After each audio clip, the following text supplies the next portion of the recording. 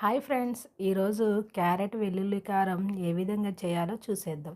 నోటికి ఏదైనా కారంగా తినాలనిపించినప్పుడు రోజు తినే కర్రీసే కాకుండా ఒకసారి ఇలా ట్రై చేయండి. ముందుగా స్టవ్ ఆన్ చేసి కడాయి పెట్టి ఆయిల్ వేసుకోవాలి. అందులో ఒక చిన్న ఉల్లిపాయ, తాలింపు గింజలు, జీలకర్ర, ఒక ఎండుమిర్చి, కరివేపాకు వేసుకొని పోపు పెట్టుకోవాలి. తర్వాత ఫ్రై అయిన తర్వాత అందులో మనం ఇలా చిన్న చిన్నగా కట్ చేసి పెట్టుకున్న ఈ క్యారెట్ ముక్కల్ని అందులో వేసి బాగా కలుపుకోవాలి.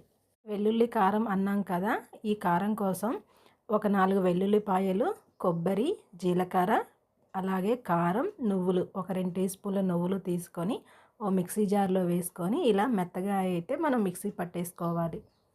ఈ కర్రీ మాడిపోకుండా మధ్య మధ్యలో ఇలా కలుపుతూ అయితే ఉండాలి. ఒక 2 నిమిషాల తర్వాత మూత తీసి అందులో ఒక టీ స్పూన్ పసుపు, 2 టీ స్పూన్ల ఉప్పు వేసి బాగా కలుపుకొని మూత అయితే పెట్టేసుకోవాలి.